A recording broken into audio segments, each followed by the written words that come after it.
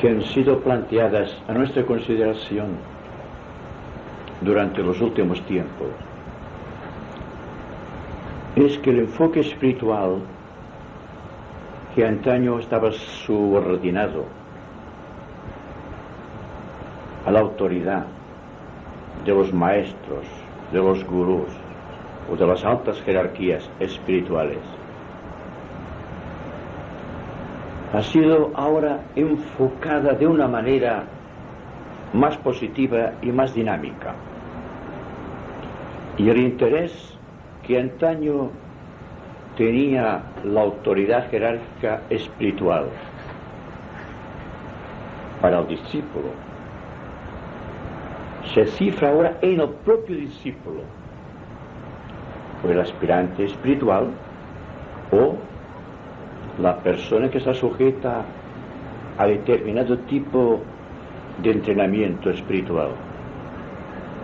Entonces ya no es la autoridad espiritual que antaño gobernaba la vida de los discípulos y les inducía a ciertas actividades definidas,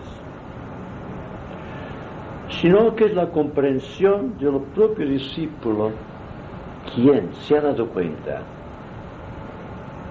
de que entre él y la realidad de la cual es un símbolo objetivo no puede existir un intermediario que guíe constantemente sus pasos en el sendero,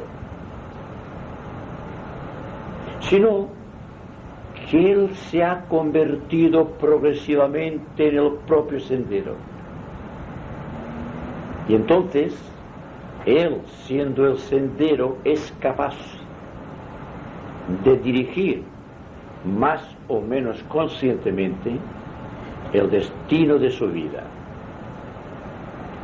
Esto fue en síntesis lo que tratamos de decirte ayer. Sin embargo, no se crea que la actitud nueva del discípulo en relación con las actividades esotéricas de la gran fraternidad blanca han quedado sin una ligación perfecta con los grandes seres, sino que se trata de la implantación de un género distinto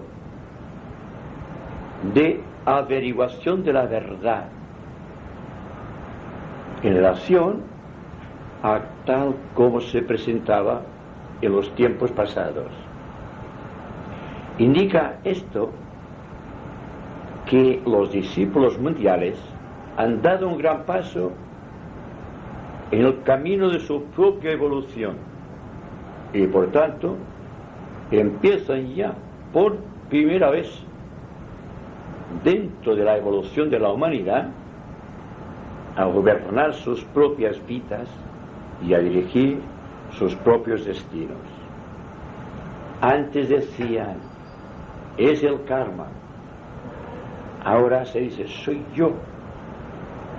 Es decir, que el karma lo considerábamos una obra del ambiente de la tradición, de los conocimientos adquiridos, de todo cuanto constituye una meta espiritual en nuestra vida. Sin embargo, los conocimientos esotéricos de la nueva era van dirigidos muy concretamente a considerar que el hombre es su propio karma, su propio destino, y que es en la resolución de su propio karma y su propio destino donde hallará finalmente la liberación. Hemos nacido todos para la liberación. La liberación puede considerarse en varios aspectos. Uno de ellos es la redención de la substancia que constituye cada uno de sus cuerpos: el cuerpo físico, el cuerpo astral y el cuerpo mental. Esto constituye, como siempre, el sendero del discípulo. Tiene que controlar su cuerpo físico, controlar el cuerpo astral y controlar la mente. ¿Y cómo se controla esto si no averiguando en intensidad y profundidad quiénes somos exactamente nosotros?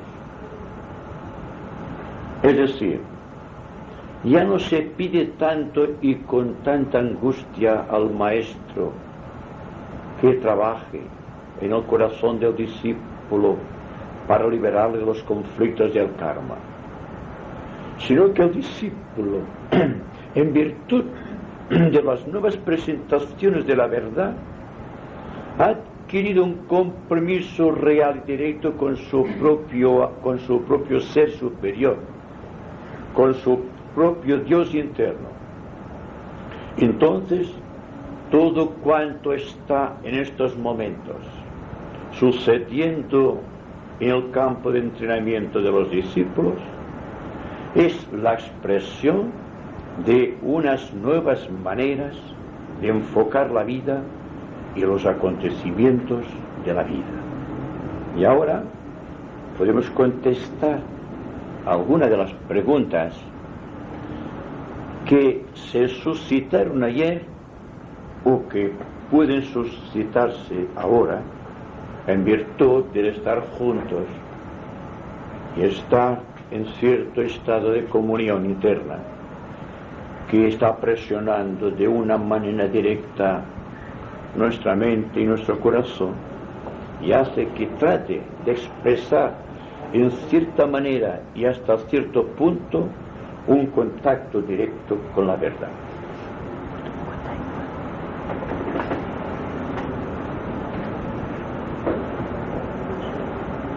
Aquella pregunta que decía.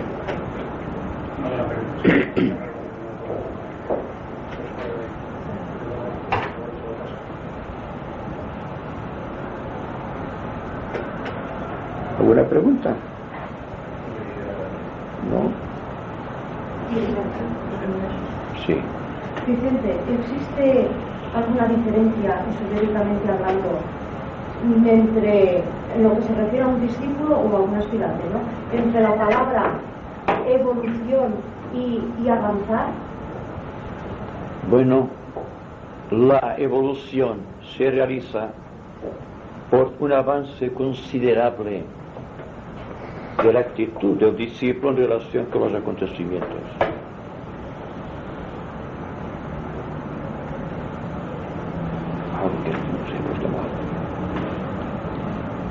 Es decir, que la evolución es la progresión incesante de la vida a través de los acontecimientos, a través de los hechos que están sucediendo aquí y ahora, y en todas partes, naturalmente.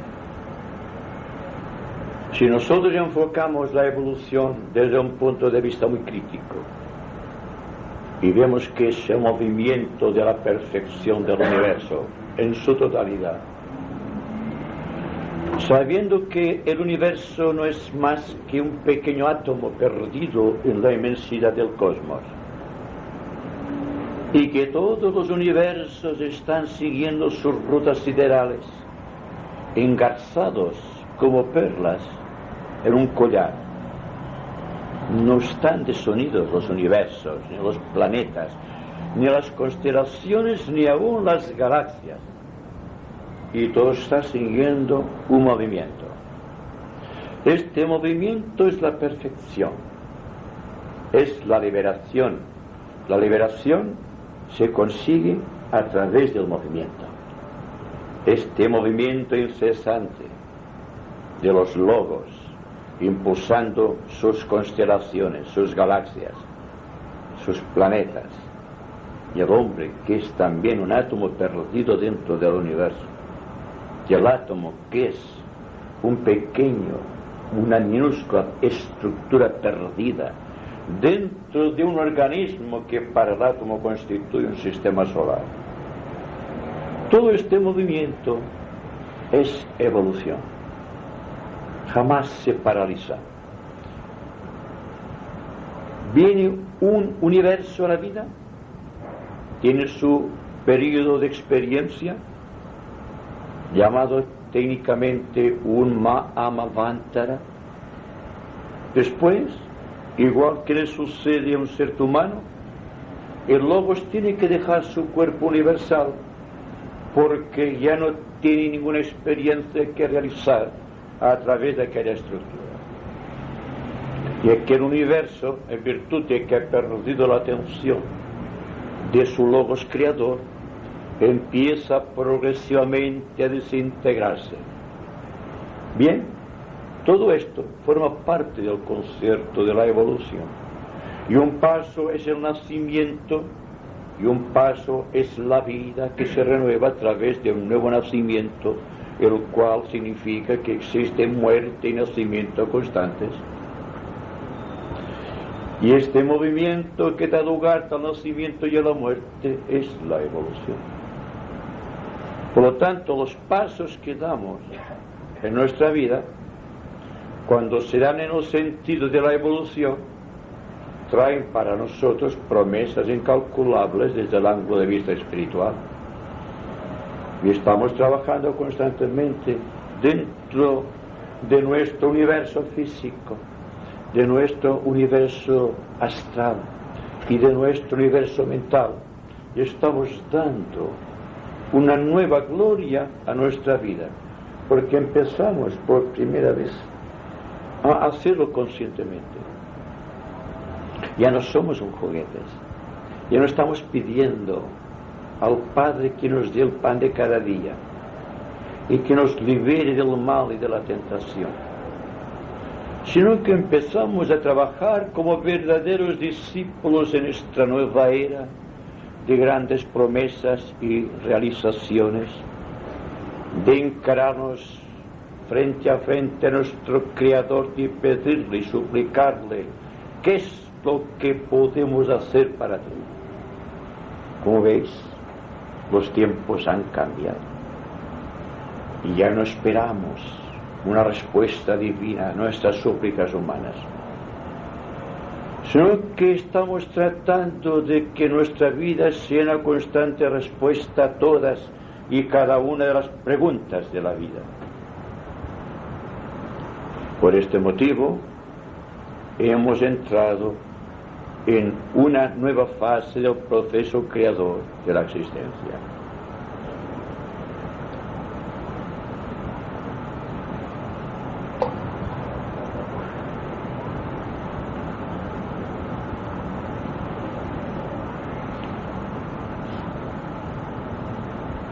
¿Estáis de acuerdo? ¿O continuamos?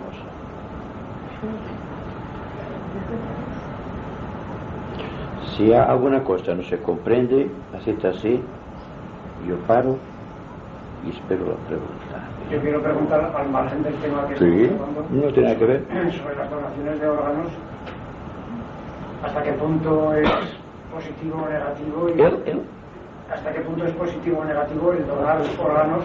Ah, los órganos. Que es un tema bastante actual. El hombre... ¿Hasta qué punto actúa el karma positivo o negativamente? Lo podemos considerar desde dos puntos de vista. Desde un punto de vista muy esotérico, o desde un punto de vista psicológico. Esotéricamente, Dios nos ha dado un cuerpo con todos sus órganos y con todo el mecanismo preparado para nuestra propia evolución. Una evolución que daos cuenta que es singular e individual. Daos cuenta también de que los órganos, sea el órgano que sea dentro del sistema orgánico, es una entidad que depende de otra entidad central que somos nosotros. Entonces, fijaos bien, si lo consideramos esotéricamente, nuestros órganos pertenecen hasta su eliminación total a aquel yo del cual han sido un vehículo de expresión. Pero psicológicamente, por aquello que llamamos la caridad cristiana, que dejamos morir miles de hombres en las batallas y nos preocupamos por una persona que le falta un corazón y que hay que dársela como sea. ¿Os dais cuenta de la situación? ¿No sería mejor trabajar todos en favor de la paz mundial, que solamente puede ser registrada dentro del corazón? Nada tiene que ver con lo demás. Y dejar que el corazón que registra el dictado de lo cósmico nos dé la pauta para actuar de una u otra manera. Fijaos en la posición de una persona que trata de exponer su propia experiencia espiritual y que por lo tanto, por ser una persona que ha sido honesta en sus actitudes, se le considera en cierta manera y hasta cierto punto una autoridad espiritual. Y entonces se le pregunta, ¿es correcto esto? Es como si dijéramos, ¿qué nos aconseja usted? ¿Y qué tiene que hacer una persona en estas condiciones si tiene realmente un contacto espiritual y no quiera que palidezca esta aureola que tiene de honestidad? En un caso tan grave como el de la donación de un órgano para salvarte una vida, que no será una vida normal como antes, en virtud de que lleva un órgano que no le pertenece, que kármicamente pertenece a otra persona, que la ciencia trabaja e investigue, de acuerdo. Pero con el tiempo, en lugar de prepararnos para cambiar órganos de un organismo a otro, lo cual es una forma muy poco honesta de engañarte a la vida, vamos a trabajar en conjunto para que no se mate tanta gente en el mundo. Es decir, se da tanta importancia a una persona porque le han cambiado el corazón, o le han cambiado el hígado, o le han cambiado yo no sé qué. Y sin embargo casi se pasa con indiferencia a lo que está sucediendo en Nicaragua, a lo que sucede en Libia, a lo que sucede en Extremo Oriente. ¿Te das cuenta que falla por su base? Digo desde un ángulo muy esotérico. Y hay que aceptarlo muy esotéricamente, porque si no, no sería comprendido. Porque soy honesto en mis actitudes. Y nunca doy disciplinas. Y nunca digo, hay que hacer esto o hacer lo otro. Digo simplemente lo que siento. Y que la persona que esté de acuerdo con el sentimiento actúe según su libre albedrío, no según la autoridad que yo pueda representar. Nunca pretendo representar ninguna autoridad. Los que me conocen muy profundamente lo saben. Pero tampoco podemos decir que no hay que responder a una pregunta cuando la pregunta es hecha con tanta honestidad y exige una respuesta tan honesta como la propia pregunta. Y es decir, que si analizamos la vida de la naturaleza, todo surge de una fuente universal. Pero cuando las energías que surgen de este gran depósito universal han ido a formar parte de un universo particularizado, nosotros, por ejemplo, y a través del ejercicio de la vida hemos creado unos órganos de manifestación a través de un cuerpo físico bien estructurado por la propia divinidad, a través de los ángeles moldeadores de la forma, y tenemos esta representación que es el símbolo de lo que somos internamente. Hay que mirarlo con mucho cuidado. según se nos dice esotéricamente, solo hay algo en el individuo que tiene la propia sustancia universal, sea cualquiera que sea, la individualidad que lo facilita, y es la sangre, porque la sangre es el vehículo del ego, y como que el ego tiene conciencia universal, no hay problema. Que no hablamos de la sangre, hablamos de órganos definidos como puede ser el corazón, que ha palpitado durante cierto tiempo un ritmo específico, marcado por una entidad específica, la cual viene inspirada desde arriba por una mónada específica y bien estructurada.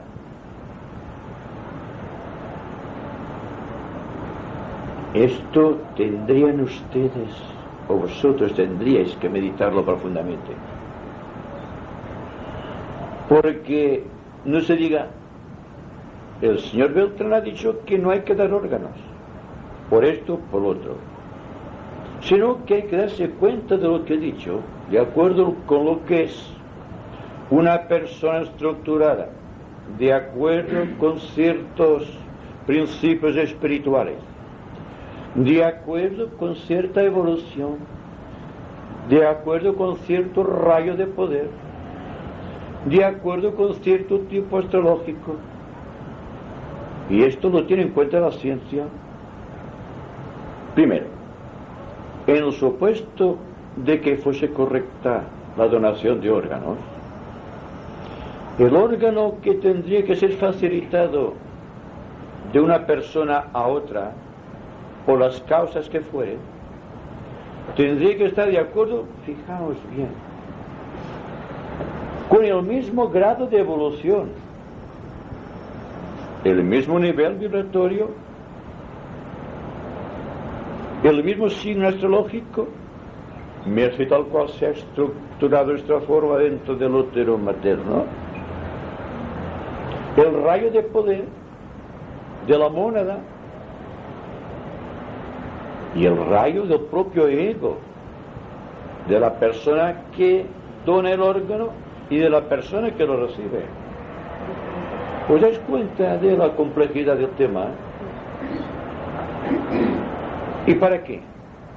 No puede tener éxito nunca, debido a que un órgano es una entidad. En tanto tiene vida, está conservando la entidad y está de acuerdo con la vida de aquel ser con el cual estuvo unificado, vinculado para su propia expresión en el plano físico. Entonces, yo dejo a vuestro libre albedrío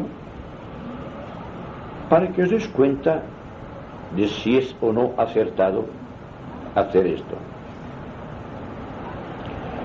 Pero lo importante desde el ángulo esotérico, porque eso de la donación de órganos es una cosa muy particular, es tratar de establecer un campo magnético espiritual tan puro y tan brillante que podamos investir toda la vida de la naturaleza de nuevas virtudes específicas de curación o de expresión que hagan posible que los cuerpos físicos no tengan enfermedades, que la ciencia llegue a un punto de comprensión y que pueda pasar a otros niveles más elevados dentro del sistema, de donde extraer unas energías específicas a través del campo etérico que tendrán como resultado que no existan cuerpos enfermos en la vida de la humanidad. Para mí es más importante todo esto que el trabajo que se realiza con muy buena intención a través de organismos especializados, como pueden ser clínicas, como pueden ser otros estamentos de tipo medical, sin pasar, y hay que tener en cuenta, de que existe actualmente, esto está siendo vigilado por la propia Gran Fraternidad, de agencias que se dedican a buscar órganos para personas que pueden pagar, quitándolas de personas que están en la miseria, que se ha llegado incluso hasta el asesinato para progresar, para dar vida a una persona porque tiene medios y fortuna. ¿Y todo por qué? Porque la ciencia cree que está tan avanzada que ya puede permitirse el lujo de tomarte el lugar de Dios. Crear primero criaturas por inseminación artificial. Los niños en pruebeta, que al nacer un impulso de amor, una cosa fría, tarde o temprano tiene que resultar un fracaso.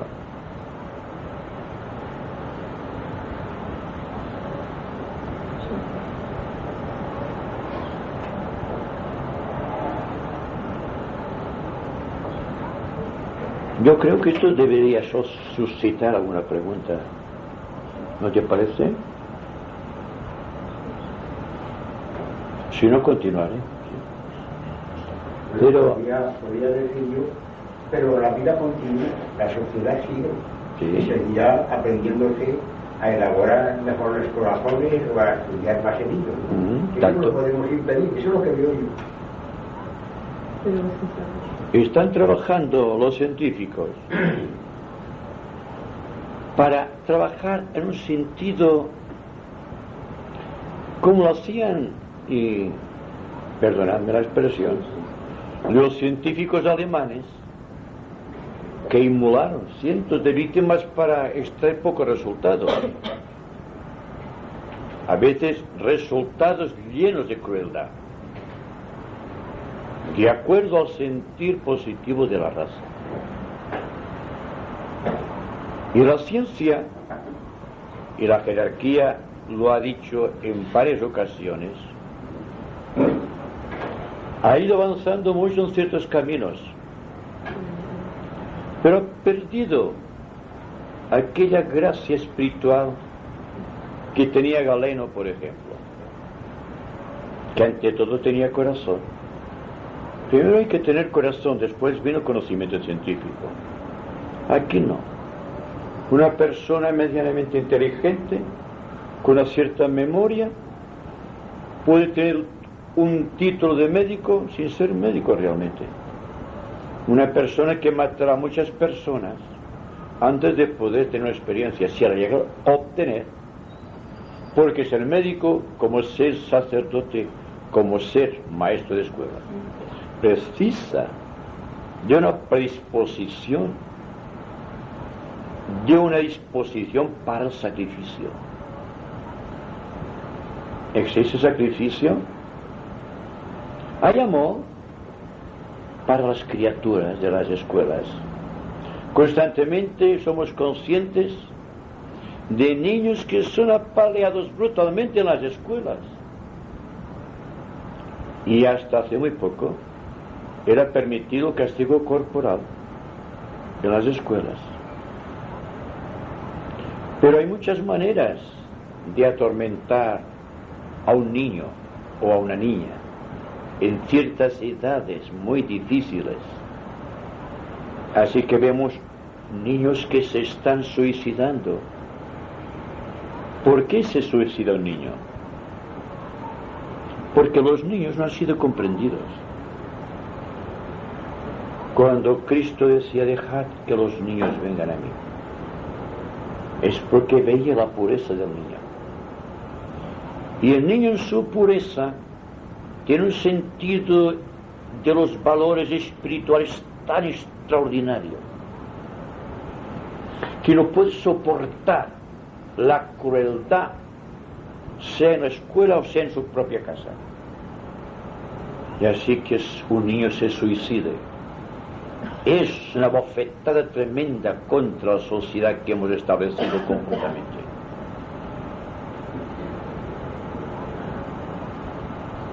Por esto les decía la poca importancia que tiene el que salvemos una criatura dotándola de un nuevo órgano que alargará su suplicio durante no sé cuántos años, que nunca será él, porque habrá un órgano en su corazón o en su hígado o en donde sea que dirá no cuando todo su ser dice sí, en virtud de que un órgano tiene una conciencia.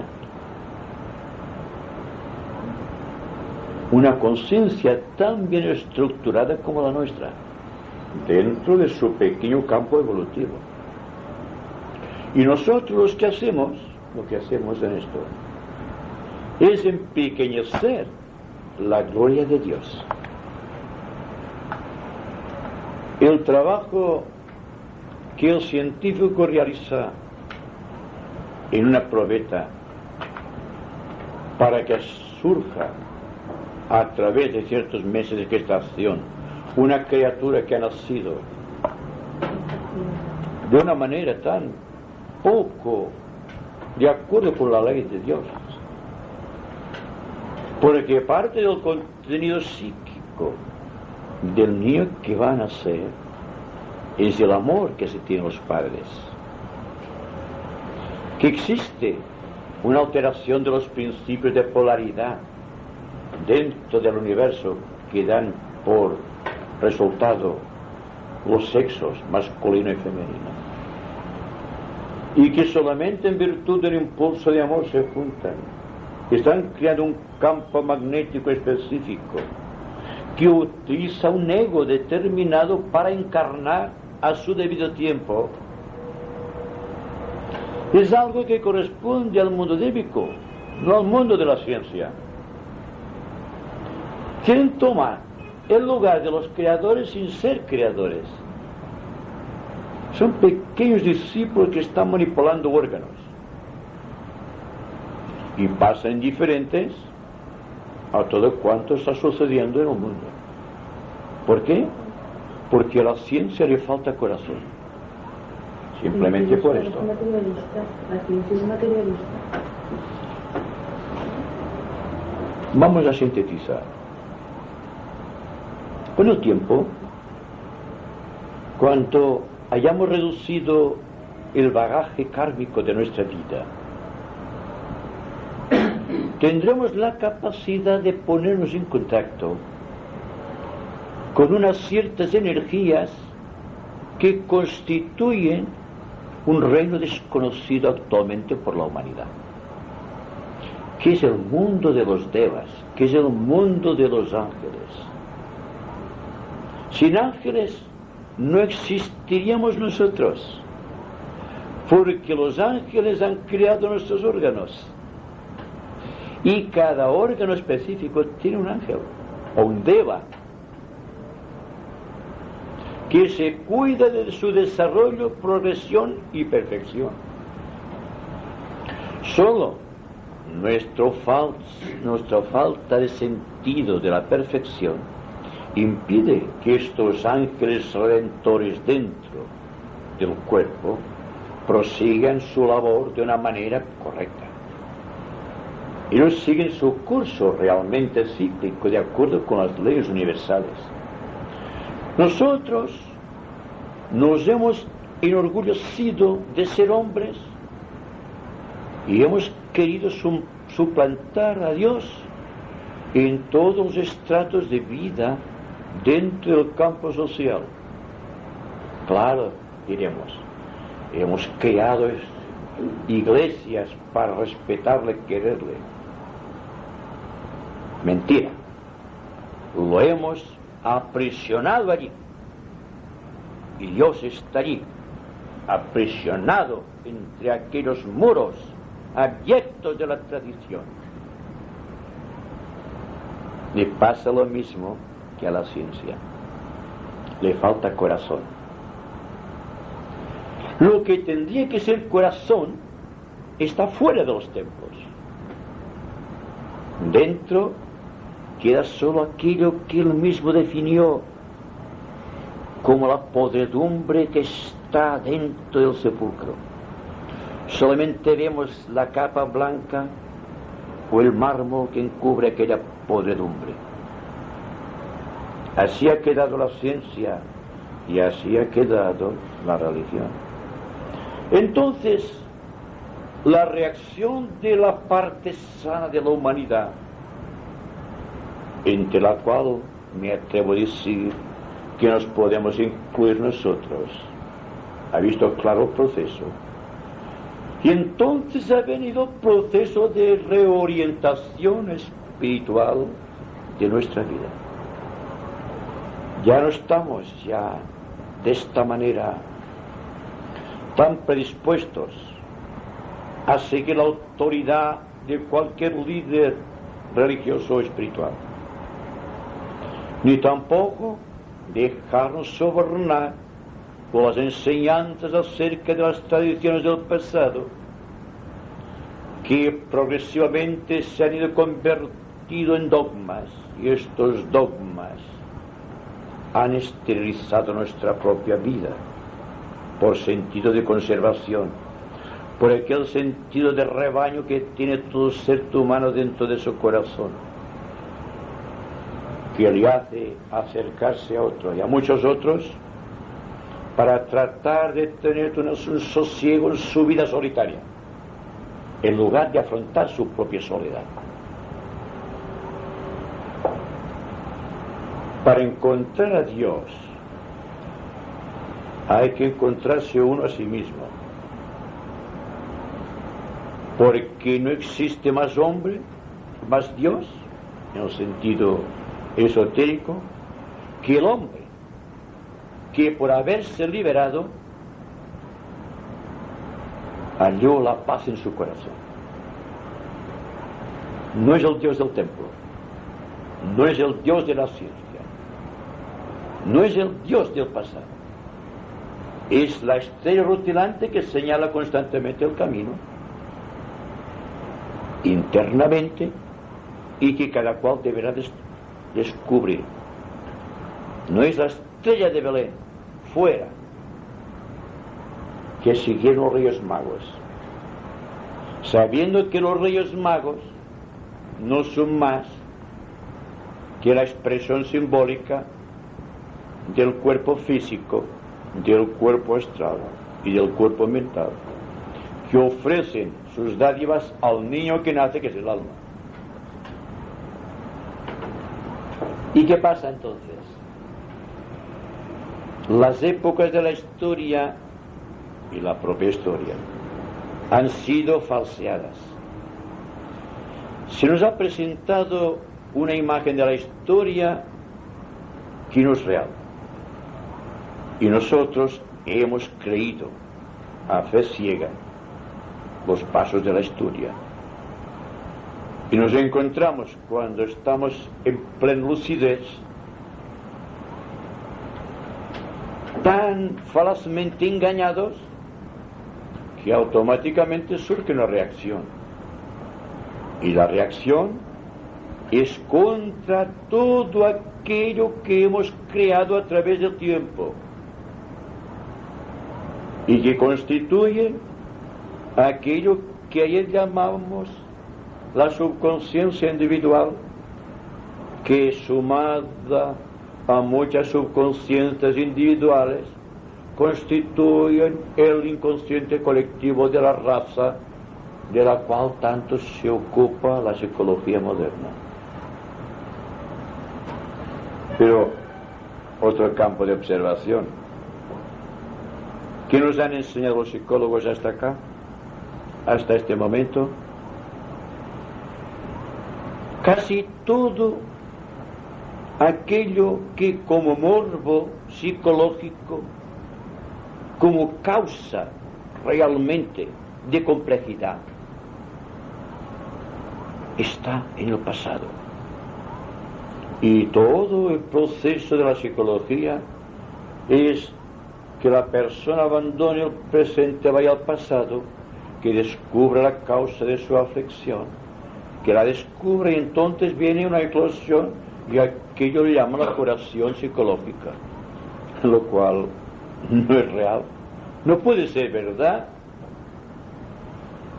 porque la verdad jamás está en el pasado, y la comprensión de un estado de conciencia negativa jamás se hallará retrocediendo al pasado, sino estando muy atentos en el presente, porque en esta serena lentitud y en su profundidad se ve que las causas más remotas tienden a fluir a flor de conciencia, es decir, que la atención no solo darnos cuenta de lo que sucede ahora, sino que por simpatía vibratoria es capaz de atraer del pasado todos aquellos fermentos indeseables que crearon una situación funesta para nuestro ánimo. Entonces, ¿qué sucede? Cuando el pasado se libera a través del presente, tenemos a un hombre que ve tocar las cosas. Primero, se da cuenta de la falacia de aquello que había estudiado hasta aquí como perfecto. Por ejemplo, la religión. Condensada todo en el temor absoluto hacia el futuro. Las penas del infierno. Y que no se puede salvar del hombre si tiene algún pecado mortal, que es la suma de muchos pecados veniales. En tanto que el propio Señor del mundo dice: levántate y anda. Cuando te sientas caído, levántate, no te preocupes, sigue tu camino. No le crea un infierno ni una gloria para el futuro. Entonces, ¿qué sucede? Que las personas sujetas a la rigurosidad de esos conceptos se esfuerzan, se disciplinan, caen incluso en el propio holocausto de sí mismos para no caer en las tentaciones del infierno y no poder llegar al cielo. Y esto constituye la mayor parte de las personas que fracasaron espiritualmente, porque quedaron indefensos ante la propia realidad. De ahí el por qué decía al principio que hay que empezar de nuevo, que nada del pasado nos sirve en estos momentos, que la única realidad es la atención que situemos en cualquier momento del tiempo.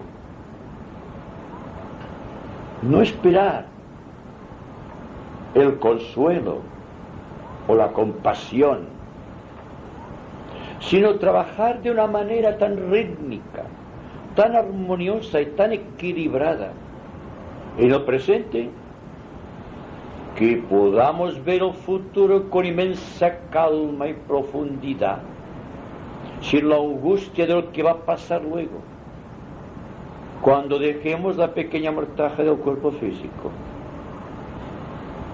que es una sombra, y desde el punto de vista esotérico todos somos sombras en movimiento.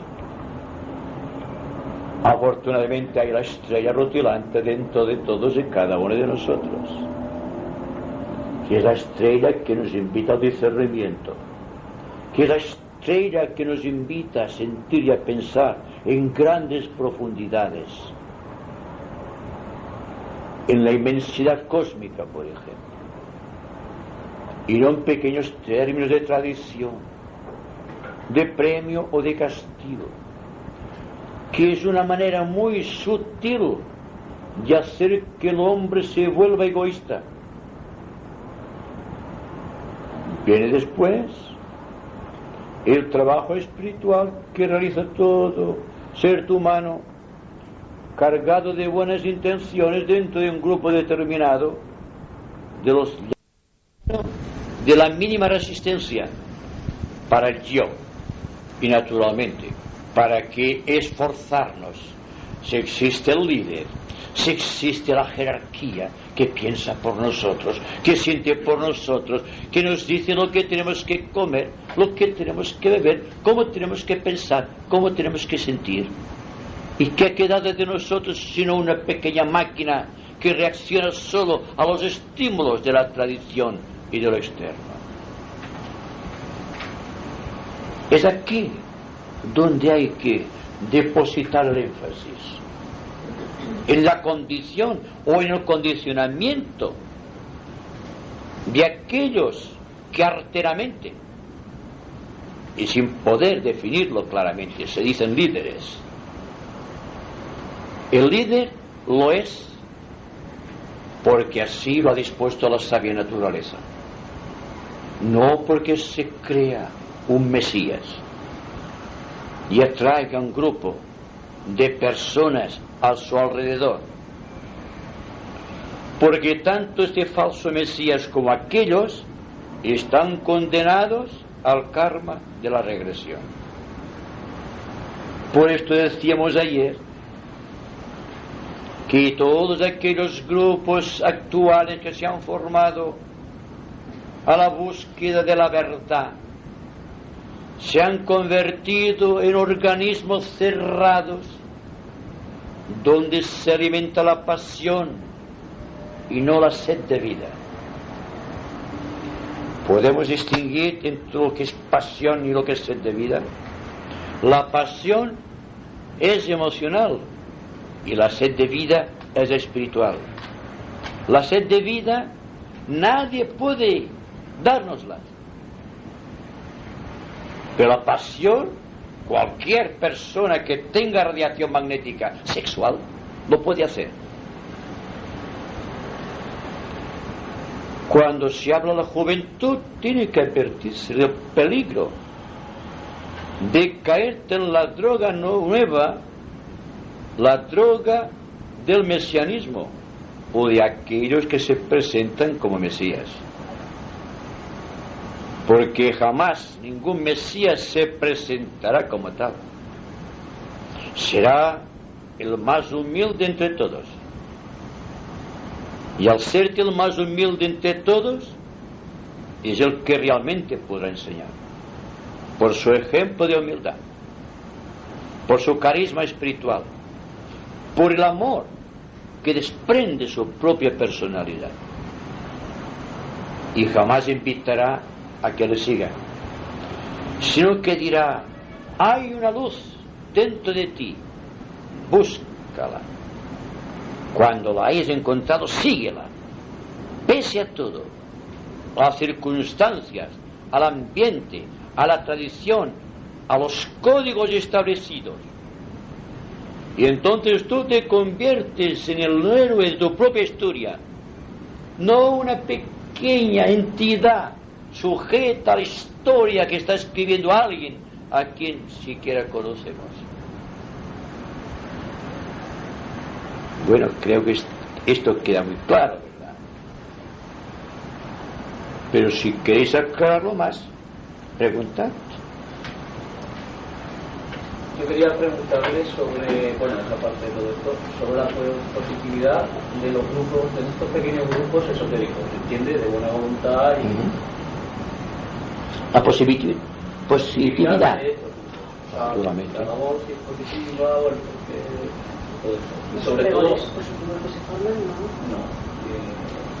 Grupos, pequeños La grupos de buena esotéricos. voluntad se forma un árbol positivo, ¿verdad? Bueno, primero que todo hay que buscar lo que es un grupo esotérico. Porque fijaos bien, aquí estamos juntas muchas personas, pero yo me pregunto, ¿estar juntos y estar unidos? No. Exacto. Si interpretas el sentido de esta respuesta, tendrás un campo de experimentación muy grande. ¿Qué voy a eso? Bueno, entonces lo que se pretende en un grupo esotérico es que exista amor. Si hay amor, hay humildad y hay paz. Entonces no existe una entidad que dice: yo soy el que gobierna el grupo. Porque entonces el grupo sería lo que sería el líder, que se ha propuesto serlo, y esto no está dentro de los códigos morales de esta nueva era. Si un grupo se constituye dentro de una atmósfera de amor, automáticamente surge una respuesta de amor, de la cual participan todos los miembros del grupo. A veces ni siquiera hay necesidad de hablar. Si entráis en un grupo, o se lo constituís, por ejemplo, os sentáis y se crea una calma, seguidla. No alteréis esta calma con discusiones filosóficas acerca del esoterismo, porque mataréis la flor que está naciendo del grupo. ¿Verdad que hay silencio ahora? Analizad ese silencio. No es un silencio pasivo, es dinámico, porque todos participáis del mismo. Por lo tanto, ¿qué sucede? Que estamos juntos, pero al propio tiempo estamos unidos. No siempre sucede estar juntos y que nos sintamos envueltos o inmersos en un aura de quietud o de silencio. Al principio todo bien, que bien me siento, yo me siento. ¿Qué pasa entonces? Uno empieza a preguntarse, bueno, ¿y por qué no hacemos nada hoy? Ya se ha perdido el éxtasis para esta persona que pregunta esto, porque no ha seguido el movimiento interno, es un silencio continuado, es una música. No sé si me comprendéis. Pero toda esta música también se puede ir cogiendo, o sea, se puede ir a través de unos mantras y seguirla, ¿no? Sí, pero a veces se produce por el mantra. Yo estoy hablando cuando se produce automáticamente o espontáneamente. Entonces, si siguieses este silencio que se forma a veces, sabéis lo que es un ashram, lo que es realmente un grupo esotérico, porque os sentiríais transportados en espíritu a vuestro propio ashram, os integraríais con vuestro señor de rayo, os pondríais en contacto con el ángel guardián de vuestro grupo, y naturalmente entonces surgiría un nuevo estado de cosas en el grupo, en virtud de que estaríais unidos más que juntos, y que esta unidad persistiría aún después de no estar juntos, que es aquello que el maestro tibetano denomina la conciencia de grupo. Ahora tenemos en todos los grupos esotéricos o llamados esotéricos una conciencia individual que trata de establecer contacto con otra conciencia individual y por repetición crear un grupo de personas más o menos afines. Pero ¿qué sucede cuando existe una variación mental? Cuando existen personas con una calidad mental A y no encuentran respuesta en otra entidad del grupo que tiene una capacidad mental B o C. ¿Qué sucede entonces? Los que tienen una mentalidad A, sin darse cuenta, sutilmente van a menospreciar a aquellas personas que no están a su altura intelectual. Es un hecho que sucede en muchos grupos esotéricos, dichos esotéricos. Es para poner en guardia que no se trata en un grupo esotérico de que todos tengan el mismo nivel de conocimiento, sino que todos estén sincronizados en un mismo corazón, y que este corazón responde a las exigencias de esta era, tan llena de inmensas posibilidades espirituales para todos. Si os reunís regular y asiduamente, no empecéis sin tener contacto con ese silencio, porque es la voz del ángel guardián del grupo, que a igual, y permitidme la expresión, que hace la clueca con sus polluelos, lo está cubriendo con sus alas, les da su calor, y entonces existe una persistencia. Bueno, después surgirá el aspecto intelectual o mental, y vamos a leerte un libro, cualquier cosa que dice un maestro tibetano o cualquier otro ser espiritual, y vamos a entrar en discusión si esto es así o si esto es allá, porque encontraréis, es evidente, unos niveles distintos de consideración de aquellos puntos. Si la persona no comprende a aquellos que están en el nivel A, daos cuenta que aquellos que están dentro del nivel A tendrán que tener mucha comprensión con aquellos de nivel B o C o D. Amarlos mucho, tratar de comprenderlos. Ellos están tratando de comprender. Quizá una de las normas más específicas de la nueva era es cuando los maestros han enseñado a sus discípulos la técnica del corazón, de hablar con el corazón más que con la mente.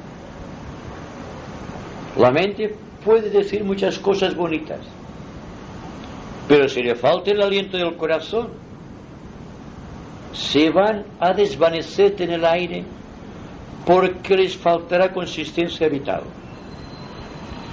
En tanto que si existe corazón, cualquier idea, por insignificante que sea, se convertirá en una semilla que fructificará esplendorosamente la mente y creará un campo intuitivo de conocimientos superiores a raíz del contacto que hemos establecido con el corazón. Porque la naturaleza es así de pródiga con nosotros, nos da todo, nos da la capacidad absoluta de comprender a través del corazón todo cuanto existe por doquier. La mente solo capta una pequeña parte del gran conocimiento superior. Es el corazón quien capta, porque la mente conoce, pero el corazón sabe. ¿Te das cuenta la diferencia que existe entre el conocimiento y la sabiduría? Y la sabiduría no tiene nada de conceptos intelectuales.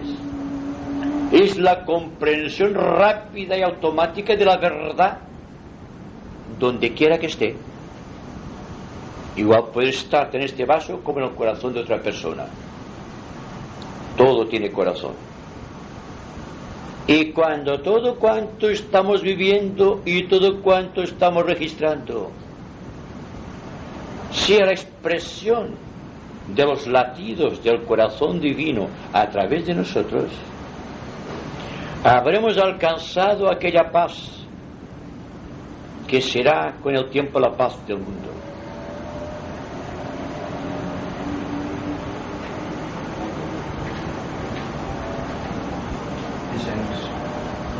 ¿Podrías decirnos qué es el misterio que da vida al cuerpo humano, sea el conjunto de materias líquidas que lo componen, de materias físicas, de órganos? ¿Qué es lo que le da la vida, lo que le hace?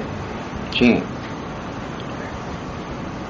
Bueno, explicar esto precisaría toda una conferencia o varias conferencias, pero trataré de resumirlo para tenerte una idea general. Vamos a dejar a Dios en paz y vamos a ver solamente al ser humano. El ser humano tiene tres códigos o tres depósitos de recuerdos. Un recuerdo mental, un recuerdo emocional y un recuerdo físico.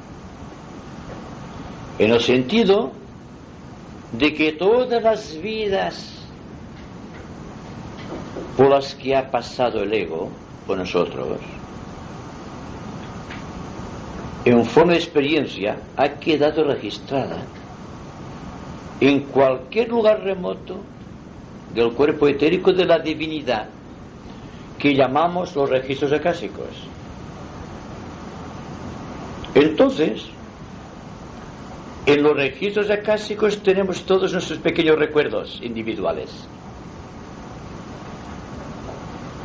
Están dentro de un pequeño átomo que el ego ha seleccionado de otros muchos átomos, que llamamos átomo permanente. El átomo permanente es la condensación de todos nuestros recuerdos. Átomo permanente mental.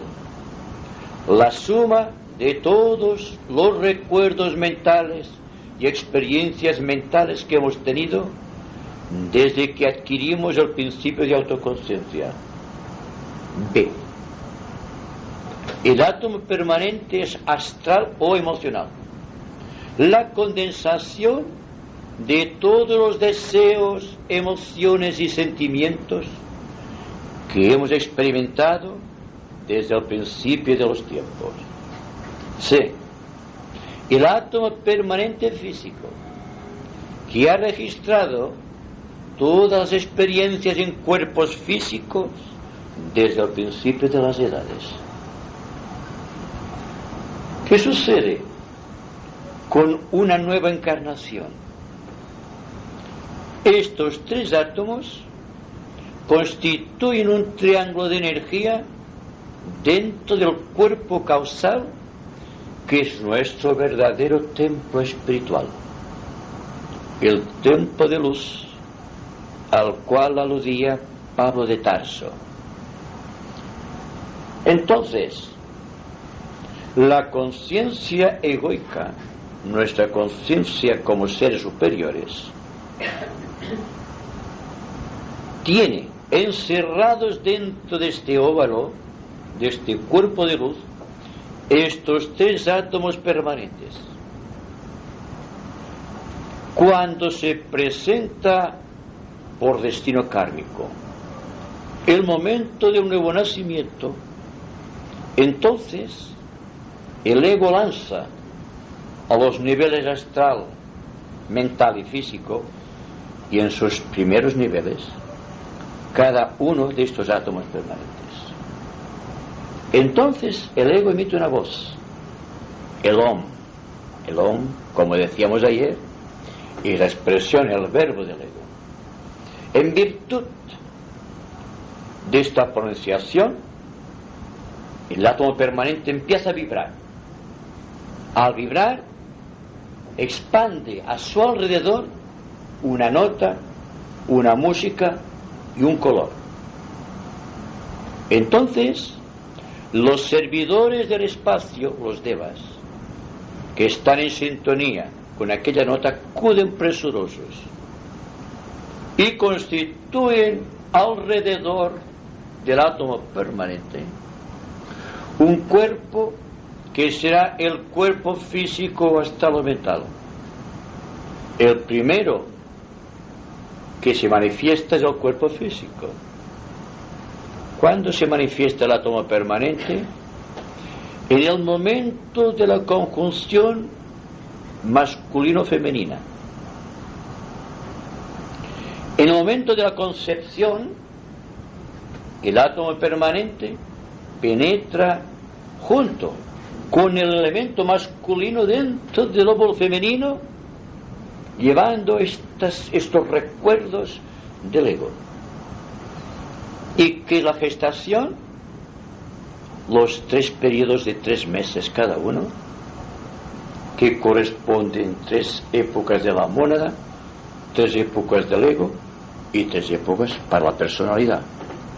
La gestación no es más que el trabajo de esos constructores que a través de los recuerdos del pasado del cuerpo y a través de la experiencia de aquel cuerpo y de la situación kármica presente están creando el cuerpo que tendrá que tener aquella alma que va a manifestarse, que en aquellos momentos está flotando por encima, esperando el momento de la reencarnación. Vamos a aclarar esto. Hay 2 cosas: el alma que encarna y el ángel solar. El ángel solar dispone el nacimiento y el alma en encarnación acepta encarnar para recoger de la experiencia del pasado y de las oportunidades del presente un nuevo tipo de evolución, un nuevo cuerpo de manifestación, es decir, técnicamente un nuevo universo. Pues bien, ¿qué sucede? De hecho, cuando el niño sale a la luz, hay 3 reyes magos, realmente. Hay el reino mineral, que produce cuanto precisa el cuerpo físico para crear su estructura. Viene otro rey mago que corresponde al reino vegetal y está creando el cuerpo astral a través del átomo permanente. Y viene finalmente el rey mago que corresponde al átomo permanente mental, que prepara al niño para lo que será mentalmente durante el curso de su existencia. Todo esto es fácil de comprender. Por eso os decía aquello de los órganos. Fijad qué trabajo de elaboración del ego a través del alma en encarnación, a través de los átomos permanentes que no habíamos citado antes, para crear un cuerpo que es idóneo para una sola persona, habida cuenta que somos singulares en nuestra propia expresión creadora. Esto es solo para daros un poco de cuenta de lo que significa el esoterismo, o ese entrenamiento espiritual de los discípulos, para llegar a conclusiones lógicas. Y estas conclusiones, que tarde o temprano tendrán para nosotros un poder de síntesis. ¿Se ha visto claro el proceso?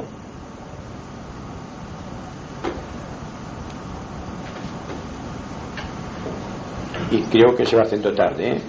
Ahora son las 10, así que vamos a un poco de silencio.